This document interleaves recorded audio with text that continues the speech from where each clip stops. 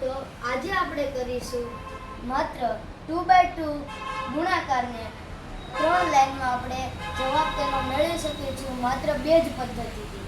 તો આપણી પદ્ધતિ એ છે 3 ને આપણે આગળ લઈ જગ્યા છોડી આપણે 5 ને લઈશું અને પાછી આપણે જગ્યા છોડી દઈશું. આમ 4 ને આપણે 3 ની પાછળ મૂકીશું અને 2 ને આપણે 5 ની પાછળ મૂકીશું.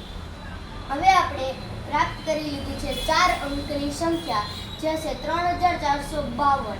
હવે આપણે 3 નો અને 4 નો ગુણાકાર કરી 12 ને અહીં બોક્સમાં પેક કરી દેશું અને હવે આપણે થોડીક આટલી જગ્યા છોડી 5 ગુણ્યા 2 કરી 10 ને આપણે અહીં લખી દેશું. હવે આ વચલી જગ્યામાં આપણે 3 ગુણ્યા 2 કરી 6 ને અહીં લખીશું અને 4 ગુણ્યા 5 કરી 20 ને સાઈડમાં લખીશું.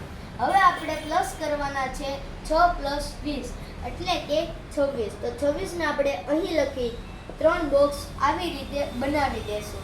હવે આપણે આ 3 બોક્સમાં 0 ને લખીશું અહીં, 1 ને આપણે 6 ની અહીંયા ડાબી બાજુ વધારશું અને આપણે અહીં 7 લખીશું.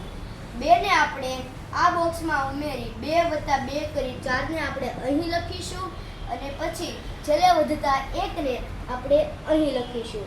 હવે આપણે કેલ્ક્યુલેટરમાં 35 ગુણ્યા 42 કરીએ તો તેનો સરળ રીતથી આપણે બે જ પદ્ધતિમાં 1470 જવાબ પ્રાપ્ત કરી લીધો છે.